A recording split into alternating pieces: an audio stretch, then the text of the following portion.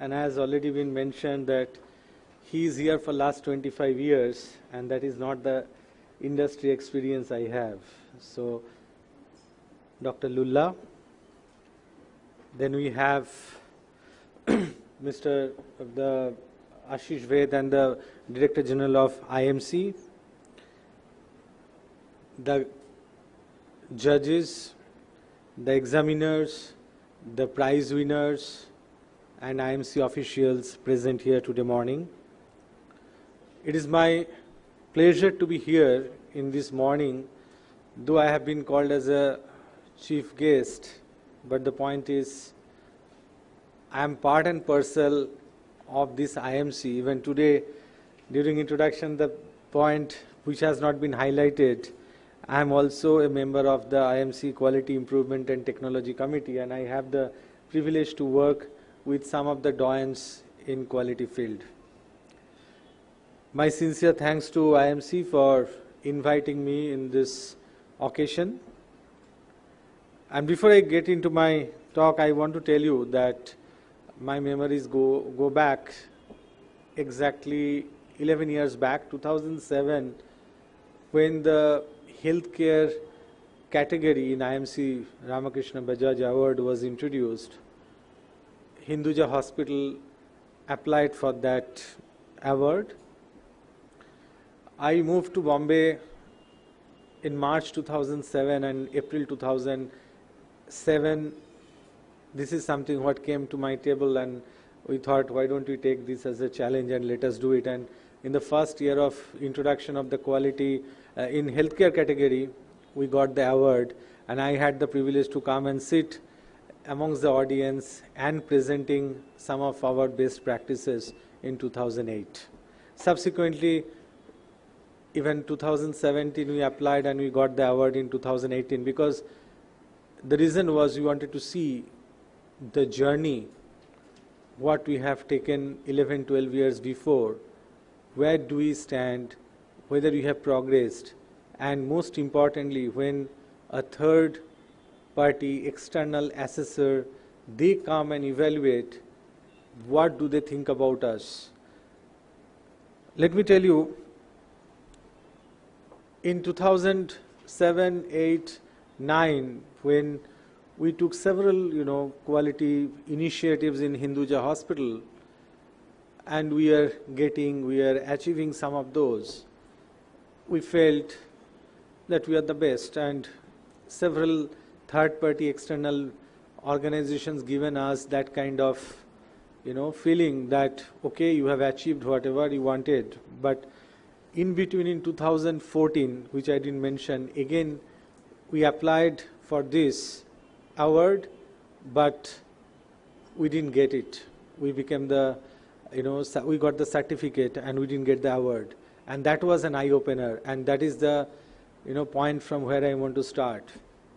We got very nicely written report after the assessors, after the, examiners, they visited us, and there we happened to see that there are several areas, there are many areas where we have scope to improve.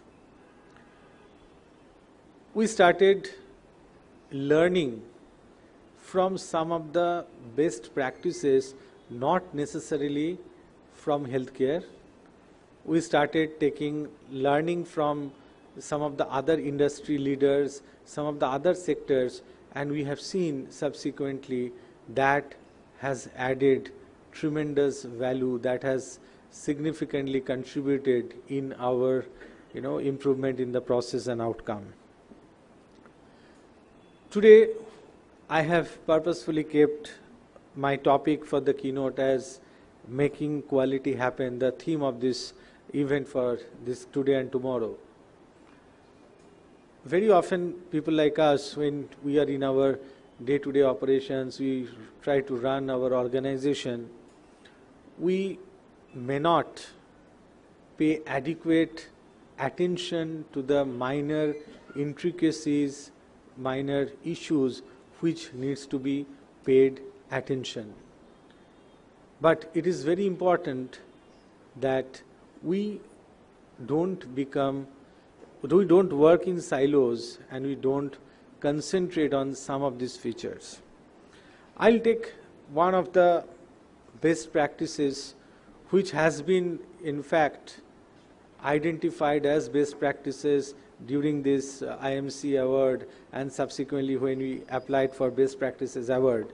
And I'll tell you how that has significantly contributed in our journey of ensuring quality in healthcare in Hinduja Hospital.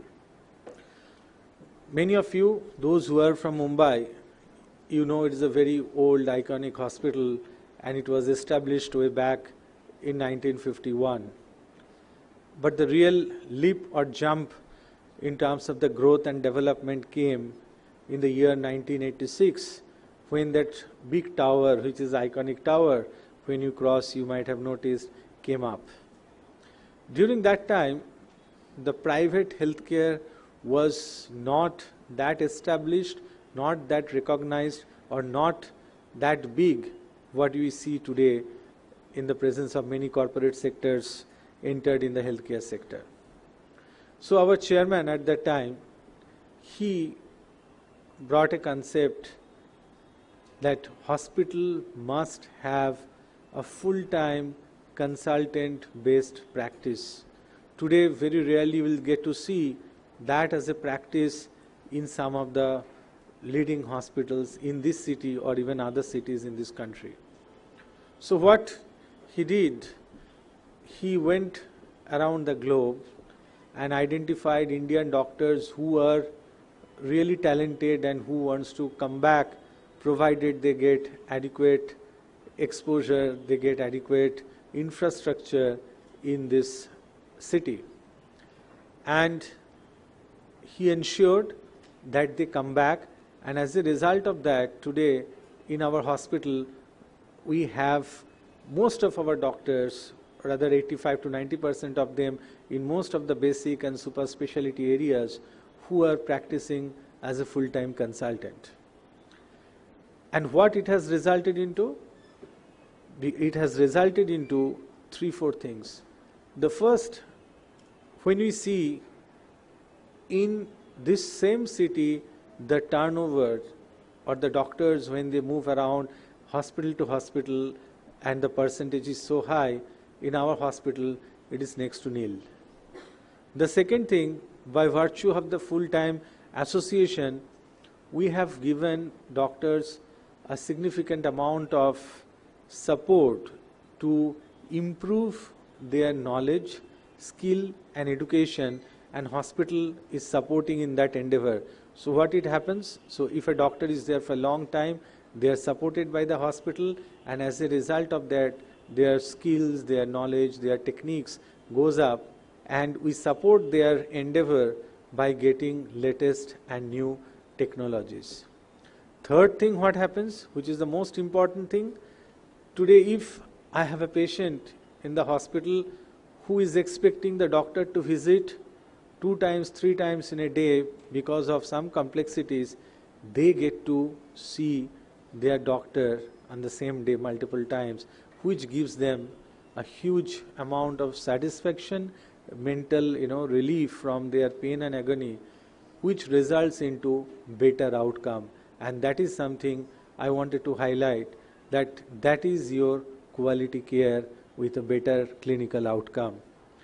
And fourth thing is, when you have better quality outcome, clinical outcome, doctor, patient satisfaction, that indirectly and directly, the way Mr. Lulla was sharing the story of Maruti, that results into better business case.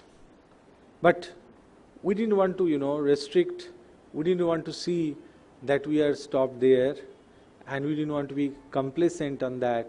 We have challenged ourselves time to time in several endeavor, and we have started working towards excellence. And what we have done, because quality is something you are working, you are conforming certain standards, somebody is coming and recognizing, or you yourself satisfying yourself by saying that you have made certain requirements. But excellence is a continuous journey. I want to share with you a short story, probably one of the most discussed and most known story amongst the quality leaders like all of you who are sitting here. It is a story about a guy who was, making a god sculpture, and he happened to meet a person.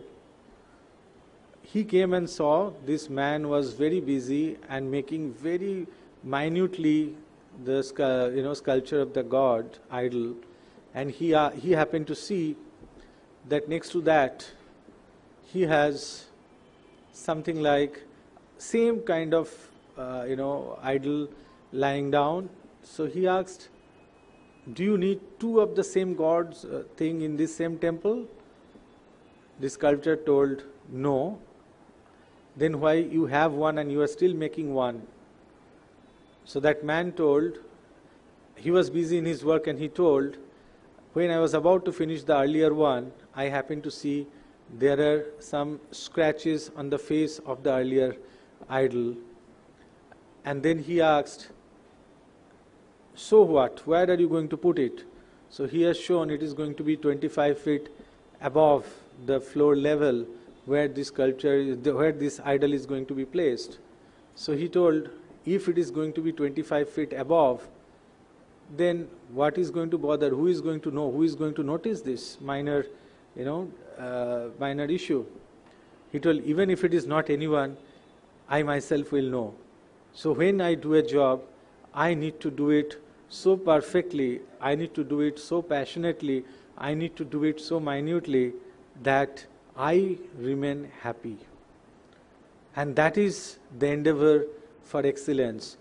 And most importantly, why I am taking this example in our case, we strongly believe that whether it is quality, whether it is any activities, whether it is your journey, you must satisfy yourself, and your journey should not be altered, should not be impacted by thinking that someone else is going to monitor.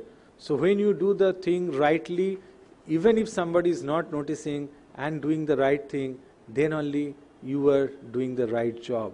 And that is excellence. So in our journey towards excellence, I have few stories or few examples to share. In our hospital, again, one of the thing is we realized we are in the business of managing sick patients and their relatives who are may not be emotionally that stable always.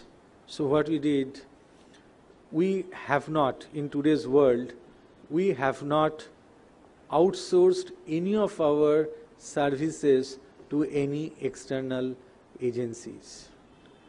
Whoever is working, whether it is security, whether it is food service, whether it is housekeeping, each and every employees are directly employed by the hospital. The question may arise, is it not that you are foolish, you are going to increase indirectly the cost of your operations? The answer may be, but in long term it gives us a lot of mileage, lot of benefits. And why and how? Because again the hospital stands on one of the major pillar or the thing called family or parivar culture. So in a parivar, if you have some people who are coming and going as an outsource and some people are directly part of the parivar for a longer time, they may not gel. So as a result of that, we want to keep each and everyone as a part of the full-time employees. And what it gives? Again, you'll be surprised to know my overall hospital employee turnover is not in double digit, which is not the fact in many of the other organizations in our same sector.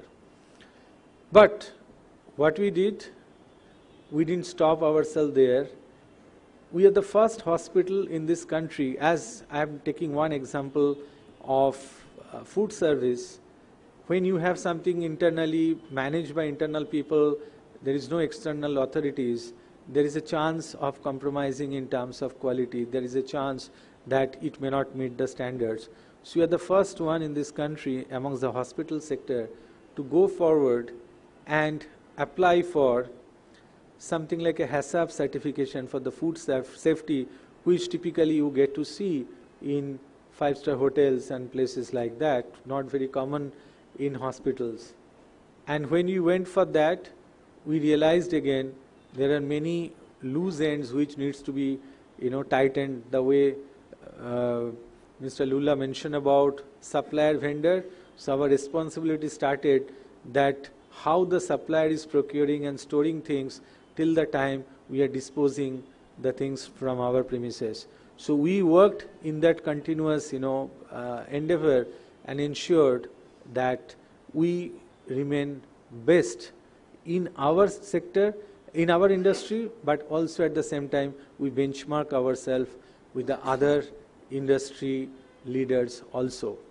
So like that, we have several of those initiatives which have ensured that best practices are nurtured, inculcated and infused amongst the employees, and they also come out with best practices in their department.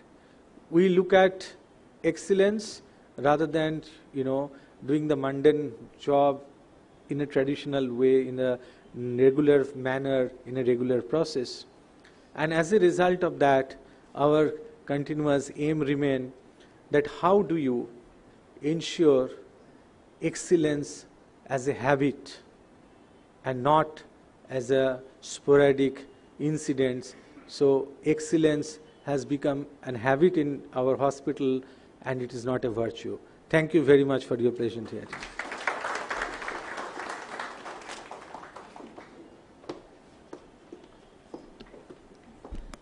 Thank you so much, sir, for the wonderful insights. It was true.